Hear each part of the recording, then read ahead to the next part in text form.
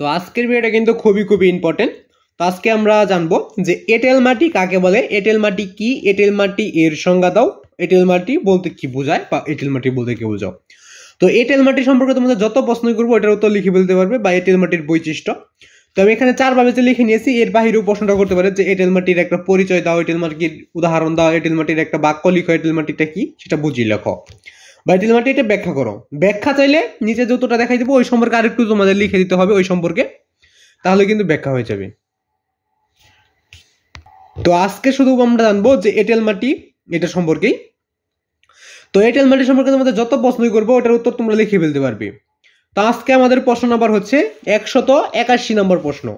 তার মানে এর আগে আমরা 180টা প্রশ্ন আমরা শিখে নিয়েছি, 180টা প্রশ্ন আমরা শিখে নিয়েছি, ওইগুলো আমরা শিখে নেওয়ার চেষ্টা করব। তো আজকে শুধু আমরা জানবো যে এঁটেল মাটি কি, এঁটেল মাটি কাকে বলে, এঁটেল মাটির সঙ্গে, এঁটেল মাটি বলতে কি বোঝায়, এঁটেল মাটির পরিচয়, এঁটেল মাটির উদাহরণ, এঁটেল মাটিটা কি। তো তোমাদের কিন্তু আমি বেশি প্রশ্ন দিব না, তো কয়েকটা সংক্ষিপ্ত প্রশ্ন তোমাদের জন্য দিব আমি এই চ্যানেলে। তো কয়টা প্রশ্ন দিব, 4 থেকে 500টা সংক্ষিপ্ত প্রশ্ন তুমি যদি শিখে নাও তাহলে তোমাদের প্রতিটা পরীক্ষারই সৃজনশীল কমন পড়বে। সৃজনশীল কমন পড়া মানে কি, তোমাদের সৃজনশীল আসবে পরীক্ষার মধ্যে, তোমাদের 100-র মধ্যে 70 মার্ক থাকবো সৃজনশীলে। ওই সৃজনশীল তোমাকে দিতে হবে 11টা আসবে, 11টার মধ্যে তোমাকে 7টা দিতে হবে, তোমার 7টাই কমন পড়বে। তোমার 8 থেকে 9টা কমন পড়বে, তুমি 7টা দিয়ে ফেলতে পারবে। তো সৃজনশীলের কি কমন আসে সেটা অনেকে জানো না। সৃজনশীলের কি কমন আসে, সৃজনশীলের কমন পড়বে তোমার ক নাম্বার এবং খ নাম্বার। ছোট গ বড় গ কিন্তু কখনোই কমন আসবে না, কারণ কি ছোট গ বড় গ ওটা সৃজনশীল অর্থ অনেকেই জানো না। সৃজনশীল অর্থ হলো নতুন কিছু সৃষ্টি করা, নতুন কিছু তৈরি করা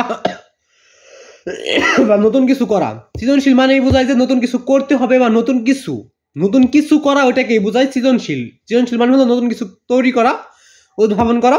তার মানে ছোট গ বড় গ এমন প্রশ্ন আসবে যেটা তোমার নিজেকে তৈরি করতে হবে, নিজেকে আবিষ্কার করতে হবে, নিজেকে করতে হবে।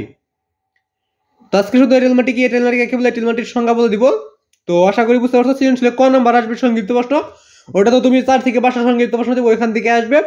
এবং খ নাম্বার এমন একটা প্রশ্ন আসবে তোরা এটা আসলে ব্যাখ্যা করতে বলতে পারে, এঁটেল মাটি এটা ব্যাখ্যা করো। এভাবে যদি খ নাম্বার আসে তাহলে নিচে তো উত্তরগুলো আমি যে উত্তরগুলো দেখাই দিব ওই উত্তরটা লেখার পর ওই সম্পর্কে আরেকটু লিখে দিলেই ওইটার ব্যাখ্যা হয়ে গেল। তো আশা করি ক্লিয়ার। এবং তোমাদের যদি আরো কোনো প্রশ্নের সমস্যা থেকে থাকে ওই প্রশ্নটা তুমি শুধু কমেন্টে বলে যাবে, উত্তরটা আমি দিয়ে দেবো। বা উত্তর যদি দিয়ে থাকি, যদি তুমি না পাও তাহলে ওইটার লিঙ্ক অবশ্যই তোমাকে দিয়ে দেওয়া হবে যদি তুমি কমেন্ট করে যাও। তো এঁটেল মাটি কাকে বলে, এঁটেল মাটি কি, এঁটেল মাটি বলতে কি বুঝো। তো ভিডিওটা বড় করলে ভালো হয় নাকি ছোট করলে ভালো হয় সেটাও কিন্তু কমেন্ট বক্সে বলে যাবে। তো এঁটেল মাটি কি, এঁটেল মাটি কাকে বলে, এঁটেল মাটির উত্তরটা দিতে রয়েছে, তোটা দেখে নাও যাক। তো আমরা কিন্তু উত্তরপত্রে চলে আসছি, তো উত্তরটা দেখে নাও। যে মাটিতে বালু অপেক্ষা পানি ও কাদার পরিমাণ বেশি থাকে এবং দানাগুলি খুব ছোট তাকে এঁটেল মাটি বলে। তো এঁটেল মাটি কাকে বলে, তো আমি কিন্তু বর্তমানে কলেজ সেকেন্ড ইয়ার বা ইন্টার সেকেন্ড ইয়ারে পড়তেছি। তো অনেকে বলতে পারো যে আপনি উত্তরগুলো কোথায় পাচ্ছেন। আমাদের ক্লাসে যেভাবে শিখছি আমি কিন্তু তোমাদের মধ্যে সকল উত্তরগুলাই সঠিক দেওয়ার চেষ্টা করি। তো যেটা সঠিক উত্তর ওটাই তোমাদের মাঝে উপস্থাপন করি। তো আমার মূল টার্গেট হইলো তো তোমাকে সঠিক উত্তরটা দিতে হবে, আমার ভুল উত্তর দিয়ে তোমাদের কোনো লাভ নাই।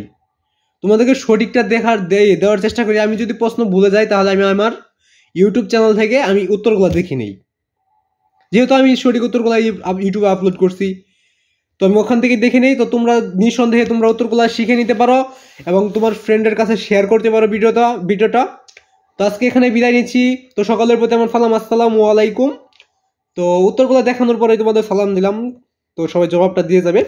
তো আজকে এখানে বিদায় নিচ্ছি, সবাই ভালো থাকবে, সুস্থ থাকবে, কামনা রেখে আজকে এখানে বিদায় নিচ্ছি। তো আবার দেখা হবে অন্য একটা ভিডিওতে। খুদা হাফেজ।